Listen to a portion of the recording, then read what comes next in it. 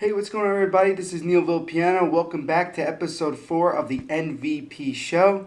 Sorry for the long delay of not putting videos on. I've been busy with a lot of school and other stuff, but I'm back and I'm going to be continuing to put more episodes on a more frequent basis. So without further ado, let's get started.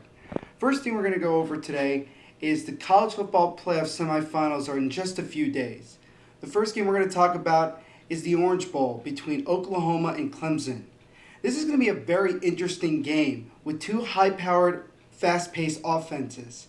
For Oklahoma, they're going to be led by their outstanding walk-on quarterback, Baker Mayfield. He's come out of nowhere to be considered a Heisman Trophy finalist. Now, unfortunately, he didn't get invited to New York. In my opinion, he should have, but still, he's had a fantastic year, and he's done a great job leading the Sooners to the Final Four.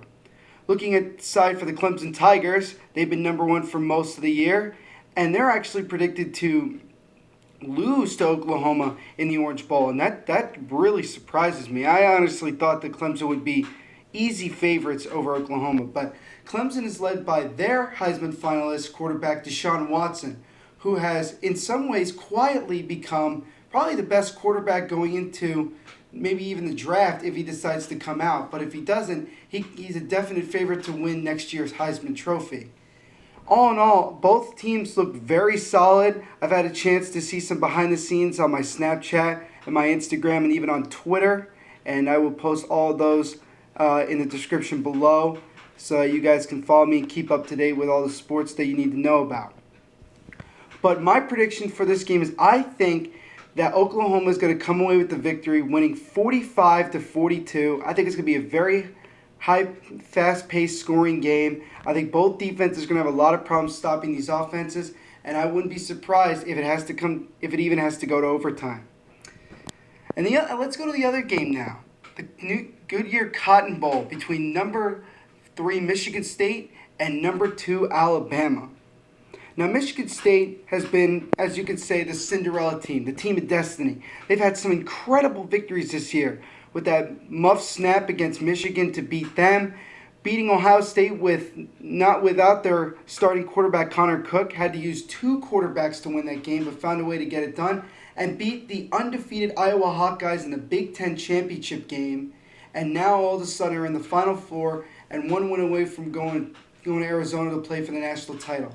And on the other hand, not surprisingly, you have the Alabama Crimson Tide, who, in my opinion, aren't as dominant as they've been in the last decade, but still they're a very good team. They, in my opinion, have the best offensive line in college football, and they're one of the big reasons that Derrick Henry, the Heisman Trophy winner, was able to put up so many yardage and do so much damage. Both these teams are more balanced than I would say probably Oklahoma and Clemson. I think they're a little bit more slow-paced, but still they're very good. They both like to establish the run. They both have good quarterbacks. John Coker doing a good job filling in at the quarterback position for the Crimson Tide. And Connor Cook, the senior, obviously there were some questions about his shoulder, but he says he's 100% and ready to go, so it should be very interesting. In my opinion, I think Michigan State is going to come out with the victory here. I think it's going to be a low-scoring game. I'm going to go with a 24-17 victory for the Spartans, and I think it's going to be Oklahoma and Michigan State in the national championship game. My next episode I will go over after the games have happened. I will then go over my prediction on who will win the national title. Let's move on to the next sport. Let's talk about baseball. Now, obviously, we're in the middle of winter, and there's not a lot going on. But recently, in the last couple of days, there have been 2 big moves. First off, for the National League, the Washington Nationals signed Daniel Murphy from the New York Mets to a 3-year, $37.5 million deal. To me, that is way too much money for a guy of Daniel Murphy's caliber. He hasn't produced that much in regular seasons. He had that incredible NL Division Series and Championship Series with the Mets. He kind of faded away in the World Series. I think the Nationals are spending way too much money, and unfortunately, if it doesn't work out, nobody in their right mind is going to touch that contract. So the Nationals know that they signed a deal with the devil, and we're just going to have to see. And we go to the American League, the New York Yankees with a big deal, as they traded 4 minor leaguers to the Cincinnati Reds in exchange for Aroldis Chapman. And that makes the Yankees bullpen very dangerous. the 6, 7, 8, and 9 innings right there. You got Dylan Betances. You got Andrew Miller. Now you have Chapman. That's going to be a very dangerous bullpen for the Yankees. But I think that they're missing a lot of timely hitting.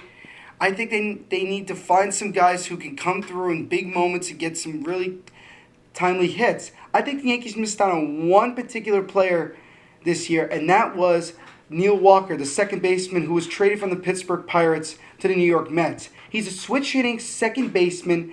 He's a silver slugger. He's very talented, and he gets timely hits. And the Yankees don't really have much support at second base. And I think the Yankees missed out on it, and I think that they should continue to look because, honestly, a guy like Rob Refsnyder or even Starlin Castro, who they got earlier in this offseason, I just don't think they're going to fill in the hole. It's going to be very tough, and I am very anxious to see how the Yankees will do this year. Let's move on to the NBA. One topic that I've really been looking at recently that's got my attention is how well of a job Luke Walton, who's the assistant coach for the Golden State Warriors, has done with this Warriors team. They're 29-1, obviously the best team in the NBA, the talk of the NBA. And my question to you guys is that, do you think Luke Walton should be considered for a head coaching job?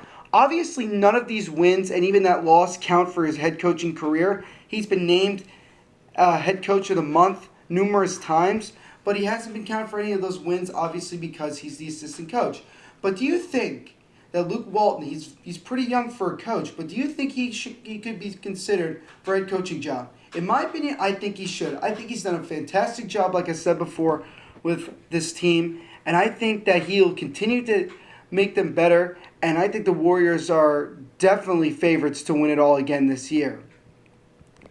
And that'll wrap it up for this episode. I want to thank everyone for being so patient with me. I know it's been frustrating. I know people have been asking me in the last couple weeks when there's going to be a new video.